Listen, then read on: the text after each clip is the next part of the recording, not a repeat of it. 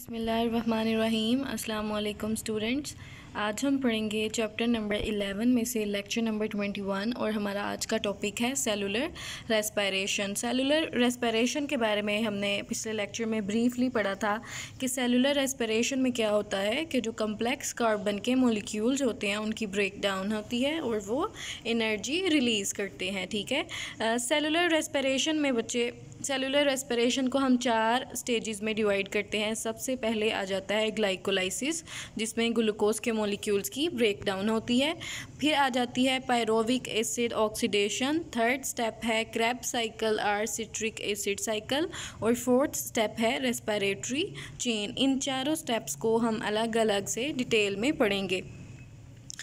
ये जो first stage है इन चारों में से, जो ग्लाइकोलाइसिस की स्टेज है, ग्लाइकोलाइसिस के बारे में हमने पढ़ा भी था कि माइटोकॉन्ड्रिया में रेस्पिरेशन हो रही होती है और माइटोकॉन्ड्रिया में एंटर होने से पहले जो ग्लूकोज का मॉलिक्यूल है वो स्प्लिट कर जाता है 2 पायरोविक एसिड के मॉलिक्यूल्स में। इस स्टेज को हम बोलते हैं ग्लाइकोलाइसिस। तो ग्लाइकोलाइसिस जो है वो जो हो रही होती है साइटोसोल के अंदर, यानी एक सेल का जो साइटोप्लाज्म होता है, साइटोप्लाज्म में जो साइटोसोल होता है, साइटोसोल के अंदर ग्लाइकोलाइसिस की जो स्टेज है वो होती है। जबकि जो बाकी 3 स्टेजेस हैं, pyruvic acid oxidation, Krebs cycle और रेस्पिरेटरी चेन, ये सारी की सारी कहाँ पे होंगी? ये होंगी माइटोकॉन्ड्रिया के अंदर। पहली स्टेज जो है इसके लिए ऑक्सीजन की ज़रूरत नहीं होती, यानी ग्लाइकोलाइसिस ये ऑक्सीजन के बगैर भी हो सकता है, ये वाले रिएक्शंस, और ऑक्सीजन की प्रेजेंस में भी। लेकिन जो बाकी 3 रिएक्शंस हैं, pyruvic acid oxidation, Krebs cycle और रेस्पिरेटरी चेन, इनके लिए ऑक्सीजन एसेंशियल होती है, ऑक्सीजन ज़रूरी होती है। अब जो ग्लाइकोलाइसिस है इसके बारे में हमने पढ़ा था कि ग्लाइकोलाइसिस जो है वो ग्लूकोज की ब्रेकडाउन है और ग्लूकोज की ब्रेकडाउन के बाद 2 पायरोविक एसिड के मॉलिक्यूल्स बनते हैं। ठीक है, अब ग्लाइकोलाइसिस जो है वो ऑक्सीजन की प्रेजेंस में भी हो सकती है और ऑक्सीजन की एब्सेंस में भी। दोनों के रिज़ल्ट में जो एंड प्रोडक्ट है हमारे पास वो पायरोविक एसिड के 2 मॉलिक्यूल्स ही आएंगे। ठीक है, तो ग्लूकोज जो है, हमने शुरू में जो इक्वेशन पढ़ी थी लास्ट लेक्चर में, उसमें हमने देखा कि ग्लूकोज जो है वो सिंपली 2 पायरोविक एसिड के मॉलिक्यूल्स में ब्रेक कर जाता है, लेकिन ऐसा नहीं होता। ग्लाइकोलाइसिस एक काफ़ी कम्प्लेक्स प्रोसेस है जिसमें स्टेप बाय स्टेप ग्लूकोज के जो मॉलिक्यूल हैं वो उनकी ब्रेक डाउन होती है और एट दी एंड जाके हमारे पास 2 पायरोविक एसिड के मॉलिक्यूल्स आते हैं। ठीक है, तो ये जो ग्लाइकोलाइसिस है इसमें ATP और NAD के मॉलिक्यूल्स जो हैं वो रिक्वायर्ड भी होते हैं एंजाइम्स के साथ साथ, यानी ATP भी यूज़ हो रही होती है यहाँ पे और NAD के मॉलिक्यूल्स भी यूज़ हो रहे होते हैं। ठीक है, ग्लाइकोलाइसिस को हम 2 स्टेजेस में डिवाइड करते हैं, एक है प्रेपरेटरी फेज़ और दूसरी है ऑक्सीडेटिव फेज़।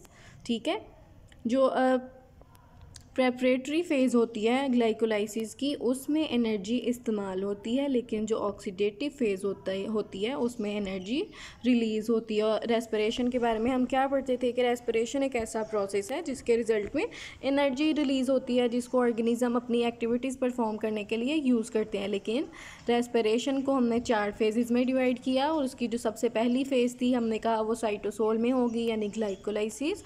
और ग्लाइकोलाइसिस को हमने फर्दर 2 स्टेजेस में डिवाइड करना है। एक है प्रेपरेटरी फेज़, यानी जिसमें प्रेपरेशंस हो रही होती हैं। तो जो प्रेपरेटरी फेज़ है उसमें एनर्जी इस्तेमाल होती है, उसमें ATP और NAD के मॉलिक्यूल्स इस्तेमाल होते हैं। लेकिन जो ऑक्सीडेटिव फेज़ होती है यहाँ पे असल में एनर्जी रिलीज़ होती है, जिस एनर्जी को हम यूज़ करते हैं अपनी एक्टिविटीज़ परफॉर्म करने के लिए। ठीक है, जैसे बच्चे यहाँ पे देखिएगा, यहाँ पे जो ग्लाइकोलाइसिस है उसका पूरा जो सीरीज़ ऑफ रिएक्शंस हैं वो दिखाई दे रहे हैं हमें। तो जो ग्लाइकोलाइसिस है वो स्टार्ट कहाँ से होता है?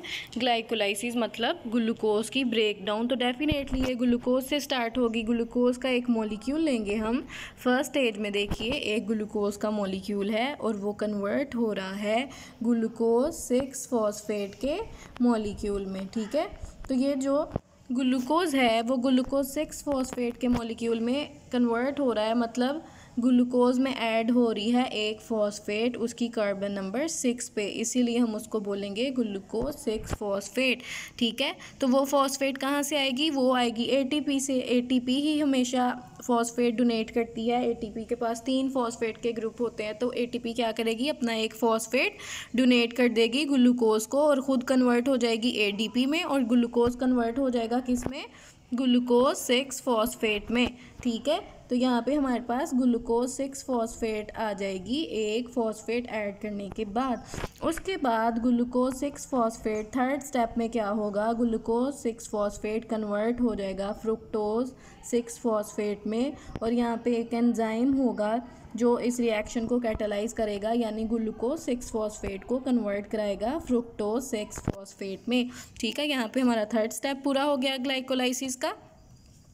ये अभी हम प्रेपरेटरी फेज़ के बारे में पढ़ रहे हैं। ठीक है, यहाँ पे आपको 2 फेजेस दिखाई दे रही होंगी, एक है प्रेपरेटरी फेज़, ठीक है, और दूसरी है ऑक्सीडेटिव फेज़। ठीक है, ऑक्सीडेटिव फेज़ में एनर्जी रिलीज़ होगी, लेकिन जो प्रेपरेटरी फेज़ है उसमें एनर्जी इस्तेमाल होगी। जैसे हमने फर्स्ट स्टेप में देखा कि एटीपी का मॉलिक्यूल यूज़ हुआ। ठीक है, अब हम थर्ड स्टेप में देखते हैं, जब फ्रुक्टोज 6 फॉस्फेट बन चुका है तो फ्रुक्टोज 6 फॉस्फेट में एक और फॉस्फेट ऐड होगी, और वो फॉस्फेट भी आएगी एक एटीपी के मॉलिक्यूल से।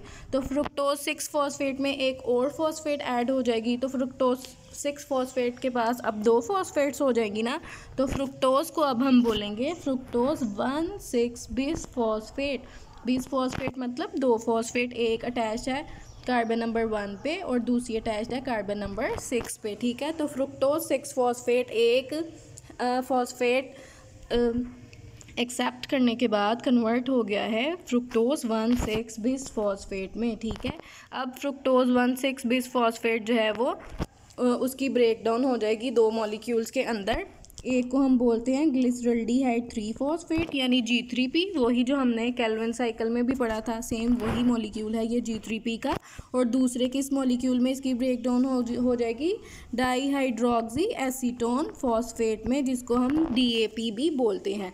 ठीक है, क्या हमने यहाँ पे पढ़ा? जो फोर्थ स्टेप है फ्रुक्टोज 1,6 बिस फॉस्फेट की ब्रेक डाउन होगी और 2 मॉलिक्यूल्स बनेंगे, एक को बोलते हैं हम G3P और दूसरे को बोलते हैं ADP। ठीक है, ये जो DAP है और G3P है, ये दोनों एक दूसरे के आइसोमर्स हैं और ये दोनों एक दूसरे में कन्वर्ट हो सकते हैं। ठीक है, तो क्या होता है? डाईहाइड्रोक्सी एसीटोन फॉस्फेट जो है ये भी एक स्टेप के बाद इसमें भी रिएक्शन होता है और ये कन्वर्ट हो जाता है ग्लिसरल्डिहाइड 3 फॉस्फेट में। तो टोटल हमारे पास ग्लिसरल्डिहाइड 3 फॉस्फेट के कितने मॉलिक्यूल्स आ जाते हैं? यहाँ पे 2, एक तो वो जो ऑलरेडी बना था ग्लिसरल्डिहाइड 3 फॉस्फेट, और दूसरा वो जो डाईहाइड्रोक्सी एसीटोन फॉस्फेट की कन्वर्जन की वजह से बना। तो यहाँ पे हमारे पास 2 G3P के मॉलिक्यूल्स आ जाते हैं। यहाँ पे हमारी प्रेपरेटरी फेज़ हो जाती है एंड, और हमने देखा यहाँ पे 2 ATP के मॉलिक्यूल्स यूज़ हुए थे। ठीक है, अब स्टार्ट होगी ऑक्सीडेटिव फेज़, जहाँ पे ATP के मॉलिक्यूल सिंथेसाइज होंगे ना कि यूज़ होंगे। ठीक है, अब 2 G3P के मॉलिक्यूल्स हैं तो इसका मतलब दोनों के अपने अलग अलग रिएक्शन होंगे एक, इसलिए हमने यहाँ पे 2 रिएक्शंस दिखाई दे रहे हैं, 2 सीरीज ऑफ रिएक्शंस आपको दिखाई दे रहे हैं, क्योंकि हमारे पास 2 G3P के मॉलिक्यूल्स हैं। एक G3P के मॉलिक्यूल्स का ये वाला रिएक्शन होंगे और जो दूसरा G3P के मॉलिक्यूल होगा उसके ये वाले रिएक्शंस होंगे। ठीक है, एक को हम पढ़ लेते हैं क्योंकि ये दोनों सेम होते हैं, दोनों में सेम तरह के रिएक्शंस हो रहे होते हैं। ठीक है, अब क्या होगा? ग्लिसरल्डिहाइड 3 फॉस्फेट में क्या होगा? ग्लिसरल्डिहाइड 3 फॉस्फेट की होगी ऑक्सीडेशन। ऑक्सीडेशन में क्या होता है? हाइड्रोजन रिलीज होती है। ठीक है, तो ग्लिसरल्डिहाइड 3 फॉस्फेट की हाइड्रोजन रिलीज होगी और इसमें एक इनऑर्गेनिक फॉस्फेट ऐड होगी, तो ग्लिसरल्डिहाइड 3 फॉस्फेट यानी G3P कन्वर्ट हो जाएगा 1,3 बिस फॉस्फोग्लिसरेट में। ठीक है, पहले उसके पास एक फॉस्फेट थी, तो अब हमने उसमें एक और फॉस्फेट ऐड करवा दी,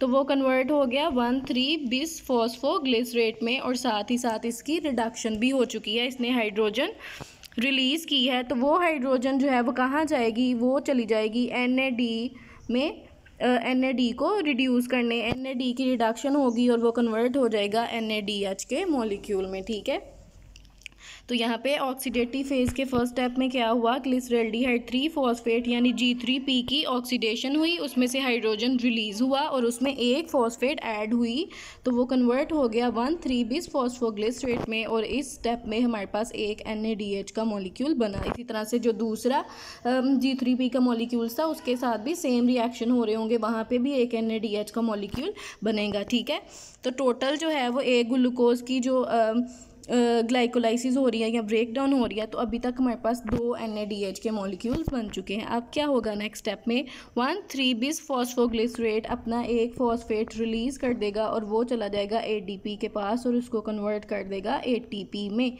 एडिनोसिन डाईफॉस्फेट में एक फॉस्फेट ऐड होगी और वो कन्वर्ट हो जाएगा किसमें, एडिनोसिन ट्राईफॉस्फेट में, और वो फॉस्फेट कहाँ से आई, 1,3-bis फॉस्फोग्लिसरेट ने डोनेट की।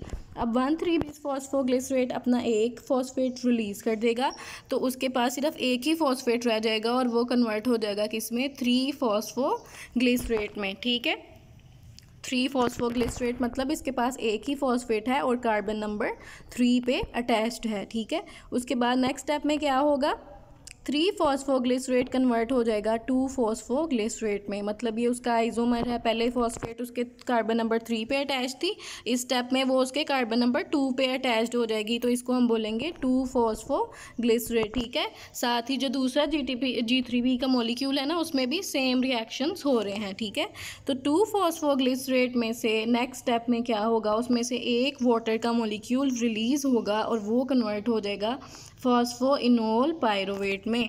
ठीक है, 2-फॉस्फोग्लिसरेट में से एक वाटर का मॉलिक्यूल रिलीज़ हुआ और वो कन्वर्ट हो गया एक न्यू मॉलिक्यूल में जिसको हम बोलते हैं फॉस्फोइनोल पायरोवेट।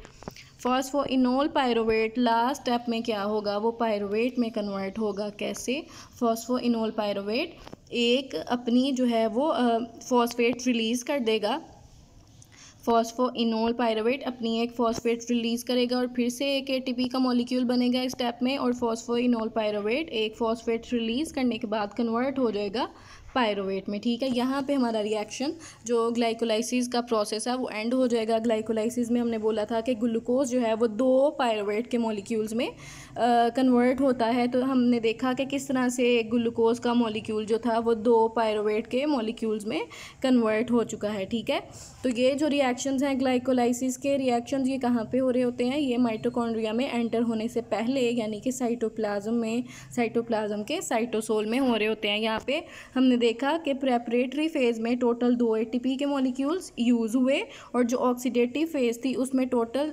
NaDH के कितने मॉलिक्यूल्स बने, 2 मॉलिक्यूल्स, और ATP के कितने मॉलिक्यूल्स बने, यहाँ पे 4 ATP के मॉलिक्यूल्स बने। ठीक है।